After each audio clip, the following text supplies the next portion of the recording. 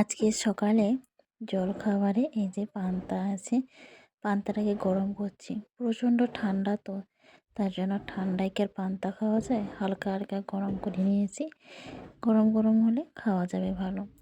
আর বড়বাবু কাজ করতে গেছে, বাড়িতে এলেই খাবে। তো ওর তো পান্তা খাবে, তো ওর জন্য বেগুন পুড়েছি বটে, আর বড়ি ভেজে রেখেছি, নকশা বড়ি আর বিচা বড়ি আর এমনি ফুল বড়ি, তিনটে ভেজেছি বেগুন মলা দিয়ে। পান্তা খেয়ে নেবে। আর এদিকে আগের দিনে চাউমিন ছিল, চাউমিনগুলো গরম করে নিয়েছি, আমি আর আমার মেয়ে খাবো। এখানে জানো তো, একটু ভালো মন্দ খাওয়ার কোনো উপায় নেই। কিছু একটা ভালো মন্দ করে খাবো তো, মানে বাড়ির পাশে বাড়ি থাকলেই যা হয় অবস্থা, গন্ধ শুকে চলে আসে। চাউমিন ভাজছি, মানে একটা তো যে যার একটা তো সেন্ট আছে, সেন্ট সঙ্গে চলে আসবে, বলবো জেঠিমা কী রান্না করেছো। এবারে বাচ্চা এলে তুমি কি না বলতে পারবে? খেতে খেতে সেই রকম চলে এসছে, তাই আবার চাউমিনটা না খেয়ে দিয়ে দিলাম। এখানে কোনো কিছু খেতেই পাই না শান্তি, তার জন্য আমি এখন কি দেখে দেখে না অভক্তি হয়ে গেছি। তাই আমি দোকান থেকে নিয়ে আসতে বলি, দোকানে নিয়ে আসতে বললে কী হয় বলো তো, আর সেন্ট পেলো না, রান্না করলে সেন্ট ওঠে, আর কেউ বুঝতেও পারলো না, চুপি চুপি খেয়ে নেওয়া হয়। আর আমার শ্বশুর শাশুড়ি ওরাও তো চাউমিন বলো, বিরিয়ানি বলো, এইসব না পছন্দ করে না, পকোড়া বলো, এইসব পছন্দ করে না। তাই আমি দোকান থেকেই বেশিরভাগ সময় নিয়ে এসে খাই। এবারে দোকানে যে দাম, সব সময় কি কিনে খাওয়া কি সম্ভব? বাড়িতে হলে কী হয় বলো তো, পেট পুড়েও খাওয়া হলো, আর কম পয়সাতেও হয়ে যায়। সেটা কাকে বোঝাই বলো তো? মানে সব দিক থেকেই জ্বালা, এই জ্বালা আর সয় না। যাই হোক, অনেক বকবকানি করে ফেললাম। তো আমার দুপুরে রান্না কমপ্লিট হয়ে গেছে। তারপরে চলে এসেছি না মাঠে, মা এখানে গমি মারছে, এখনও মাঠ থেকে বাড়ি যায়নি, তার জন্য মাকে ডাকতে এলাম যে বাড়ি যাবে কখন। আর তোমাদেরকে গমি মারাটা দেখিয়ে দিই চলো, আমাদের এখানে কীভাবে গমি মারা হয়। আর হ্যাঁ, আমরা কিন্তু গমি বলি, অনেকে কে গোবর বলে। তো যারা যারা ভিডিওটা দেখছো, তোমাদের ভাষায় কী বলে তোমরা কিন্তু জানাবে অবশ্যই। প্রথমে গোমাইগুলো হাতে নিয়ে নিচ্ছে, হাতে নিয়ে এই যে ডাউ পাকিয়ে দিল, পাকিয়ে দিয়ে এই যে থাবড়ে দিল, থাবড়ে দিয়ে বসিয়ে দিল।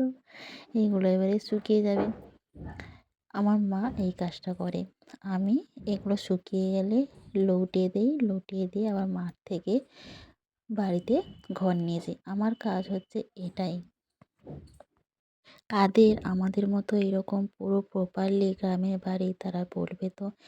আমার মতো জ্বালন, মানে পাতা জ্বালানে রান্না করো, কাঠের উনুনে রান্না করো, গোঠে জ্বালন দাও, কারা এরকম আছো বলো তো ব্লগার? যারা যারা আছো তারা কিন্তু অবশ্যই কমেন্ট বক্সে জানাতে কিন্তু ভুলবেন না।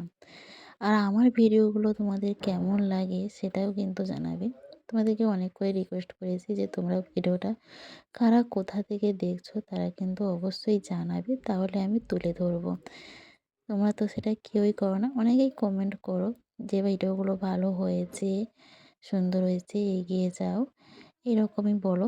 শুনতে ভালো লাগে যে ডেলি ব্লগ দাও, দেখবো, এটাও বলো, খুব ভালো লাগে। আমি কিন্তু গোমাই মারি না, গোমাই মারি না বলে আমার শ্বশুরমশাই কী বলে জানো? বড় লোকের মেয়ে গোমাইতে কেন হাত দেবে? ওটা ফ্যাক্ট নয়।